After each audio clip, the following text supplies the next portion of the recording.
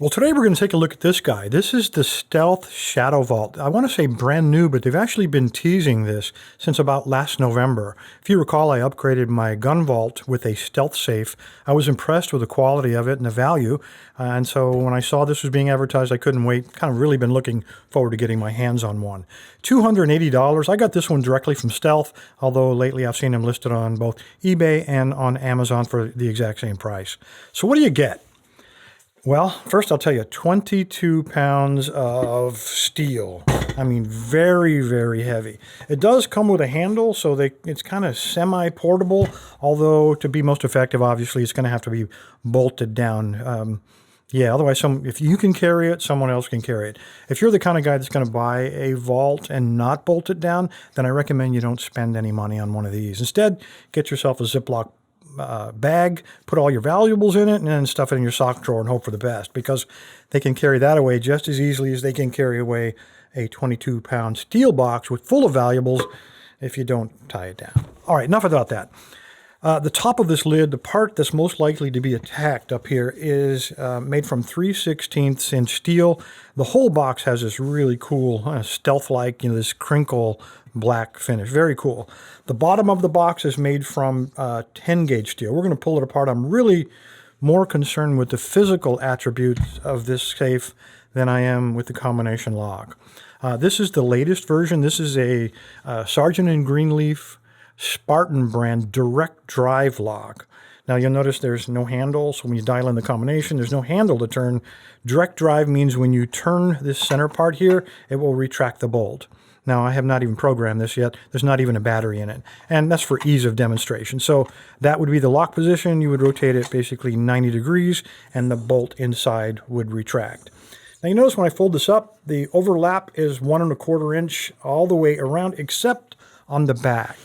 And my first concern was, as I notice I said past tense, was this guy. It is a standard steel hinge. Obviously, you can't have the overlap back here because then obviously the hinge, you couldn't open the box. But they had to do something, and I thought this might be a point of weakness. I should have given Stealth a little more credit. They've got some hooks on the inside, so when the door is closed, the hooks hang under the overhang, and we'll take a close look to prevent you from pulling this off with a prying action. So it's not really vulnerable to that. All right, so we rotated it 90 degrees and obviously get it open. Inside we find, again, probably the most important part, bolt it down, and these come in the box ready to bolt down. So they definitely don't want you to have any excuse for not tying this down.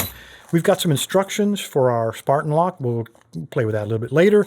As I said, I'm more concerned with the physical attributes of this. All right, 10 gauge steel, very, very heavy. You notice when I lifted the lid up, it kind of opened itself up. And that is because, if I can tilt this just a little bit, along the side here, I'm going to pull all this out and see what's hidden behind it. But there's a little shock absorber right here that eases it up. And more importantly, when my hand, let's say I open the box, and my hand is, say, down here, you really don't want that thing slamming down on your fingers. Very, very heavy steel door.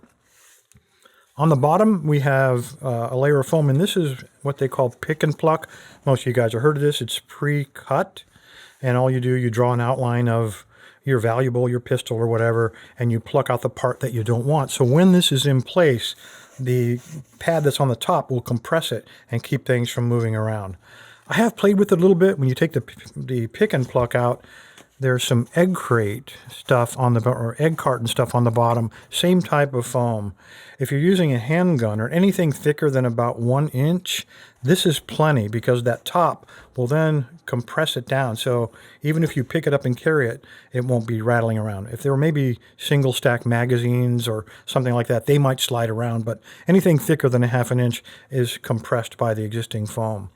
When we take this guy out of here, they've got, and really difficult to see, I realize that, but there are little plugs down here that act as, on the bottom, they act as feet. They're very easy to remove, leaving some 3/8 inch holes, 4 of them, on the bottom of this where you can bolt this thing down. On the top, we got a bunch of foam here, so let me go off camera.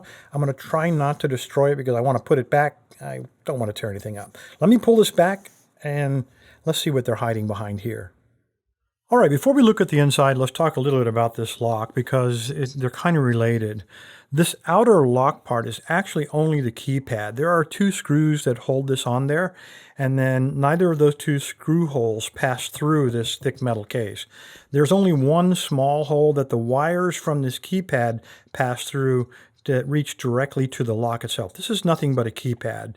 So I guess what I'm trying to say is a lot of guys say, well, if I shear that off, I'm in. And that would not be true because then you still have to defeat the actual locking mechanism on the inside. The part that holds all of the codes is located inside of here. Knowing that, though, Stealth says in their advertising that there's an anti-drill plate and also an anti-punch plate to prevent you from drilling a hole, putting a screwdriver in, and then knocking the internal lock completely off. So we're going to check all of that out. So I wanted you to know that before we took a look at this guy. That foam did not want to come off voluntarily, so I'm going to have to glue that back on there. Some kind of very strong adhesive held that on there. We have the locking mechanism here. I'll pull these screws out. We'll get a look at it. But I really wanted you to see these heavy hooks right here. There's a lip in the front, and there's an identical lip in the back. The hinge is actually screwed into it. I think it's 5 different screws.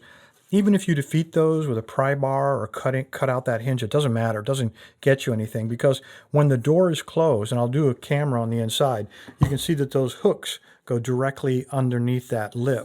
So even if you defeat that hinge, it really doesn't get you anything.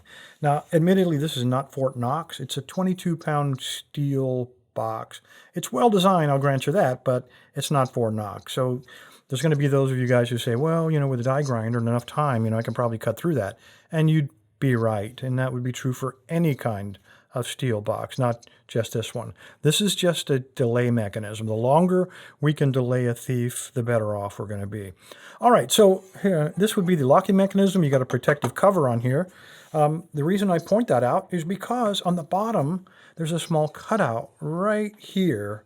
You might want to know what that's for, not to hold your finger like a guillotine. Instead, it's for the shock absorber. The shock absorber is mounted to the door, as you see right here, and when this closes, that fits into this groove.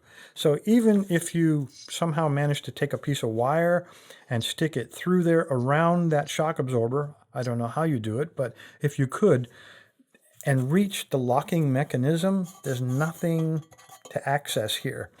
The locking bolt is not spring-loaded. This is a mechanical direct drive lock, as you can see. It's not spring-loaded like some of the early prototypes. So you're not going to be bumping it open, and you're definitely not going to be fishing a piece of wire in there. Once it's locked, it's locked. It's not spring-loaded. All right, so let's pull this cover off and take a look at the lock itself and try to find out what kind of anti-drill and anti-punch plates Stealth's put in here. All right, once we get that steel cover off, I can see a 1/4-inch steel plate behind the lock itself. As you can see, we got the wires come up here, so the power, all the electronics, the EEPROM, everything's inside of this. So it's well protected behind 3/16 of steel of the door, and then another 1/4-inch of hard plate steel welded here that the lock itself is mounted to. So in terms of drilling a hole, you could do it, but you're definitely going to be there for a while.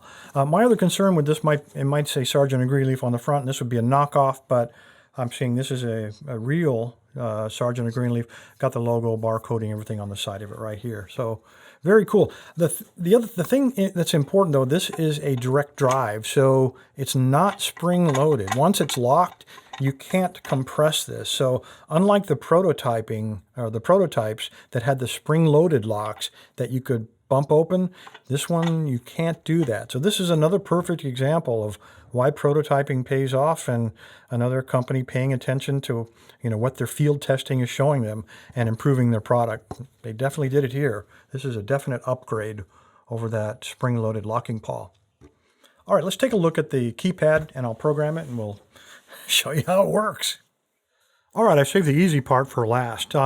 This is a very simple lock. There's not a lot of all that additional features. No Bluetooth to configure or wireless. You can't access it with your iPhone. You can't hook in through Wi-Fi to check it from Siberia. Nothing like that.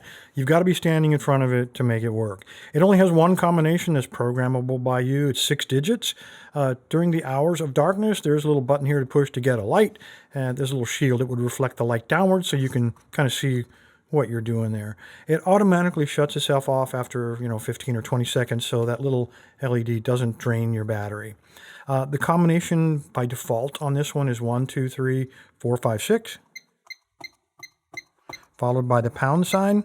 You hear a click, and you can rotate it, and you get an open. When you lock it back up, you hear a click, and double beep, and it's locked. If you don't like the beeps, there are 3 possible settings. I have it set on the loud setting, there's a medium setting, and then there's a silent mode as well. So any of those 3, take your choice. Anyway, guys, there you go. Oh, by the way, there's no key bypass, which is wonderful. It really would be a shame to put, like a tubular lock on this. That would really compromise the security offered by this Sargent & Greenleaf electronic lock. Anyway, guys, there you go. The Stealth ShadowVault, $280 direct from Stealth or Amazon or any number of sources. Appreciate your time, guys. Stay safe.